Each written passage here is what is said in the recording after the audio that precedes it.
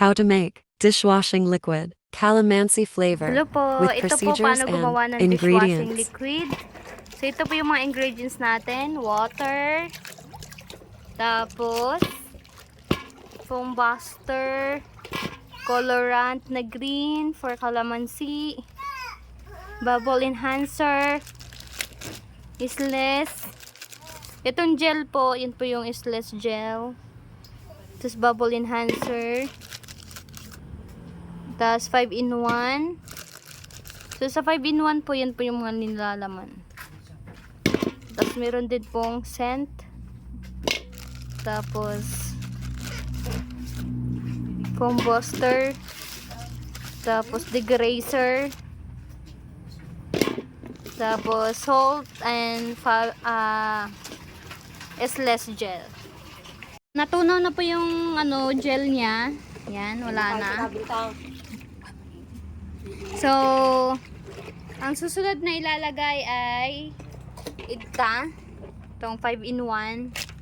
Tapos sunod is buksan mo lang ta. So ito siya, lalagay na natin. Tapos haluin. Haluin nyo po bago ilagay yung ibang ingredients. Tapos foam buster. So sa mga may skin allergies dyan, huwag kayong gumawa kapag bare hands nyo lang. So sunod is preservatives. Ay, degreaser pala. Tapos na yung preservatives kanina.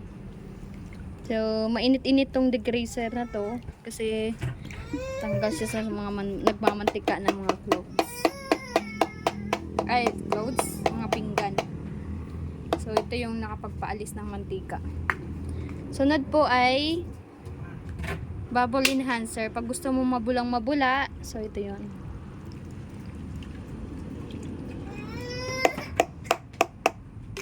Tapos next is scent. So pag inamoy mo to, amoy kalamansi siya. Tapos sunod is ito. Ito. So haluin nyo lang po. Sana yung ko. Yan. So kailangan nyo pong haluin kasi yung degreaser hindi natutunaw agad yan. Actually mabango na siya. Amoy kalamansi. Tapos sunod is bubble enhancer ulit. Yan.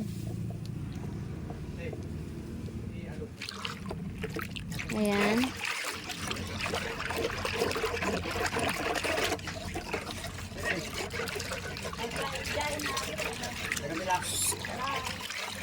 Ayan. Next is yan. Actually, okay na to siya. Nahalo na po natin. Yan. Ayan.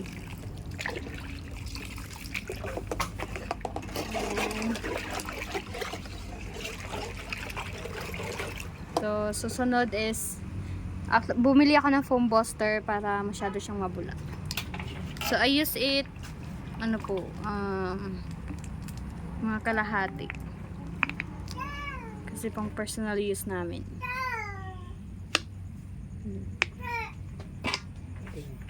Tapos sunod ay yan ako muna. Ayan. Tunaw na siya.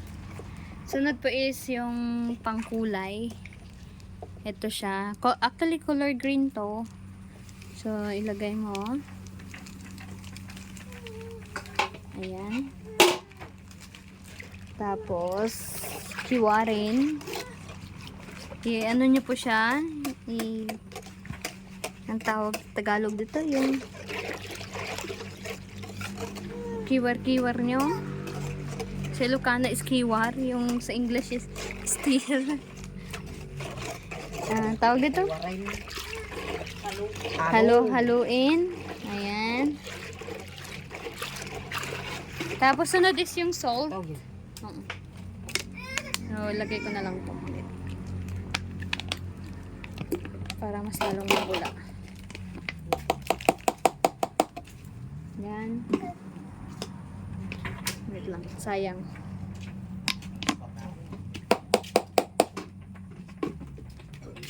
Sige na, si Tita Babit na yan ay pakain eh. So, dito, ano mga ta? Ano natin yung ano. So, ihalo lang po yung asin.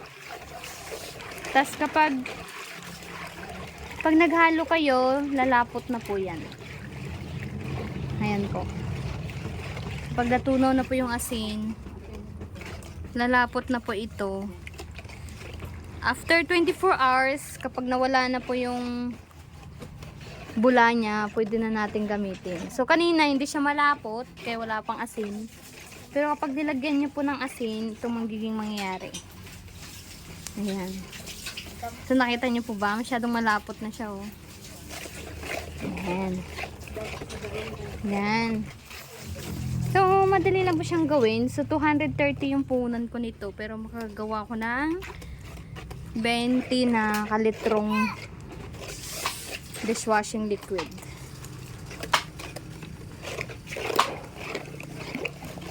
Yan. So, pwede po itong pang kabuhayan at pang personal use. Simple lang po gumawa nito. So, after 24 hours, bago nyo po siya i-pack, yung ilagay sa tamang bote na pwede nyo ipang benta. Hayaan nyo muna siya sa 24 hours para mawala yung ano niya, yung bula. Ayan. Salamat po sa papanood. Subscribe po kayo sa akin para mas marami pa po kayong matutunan. Maraming salamat. Ito po yung nagawa kong dishwashing liquid. Ayan.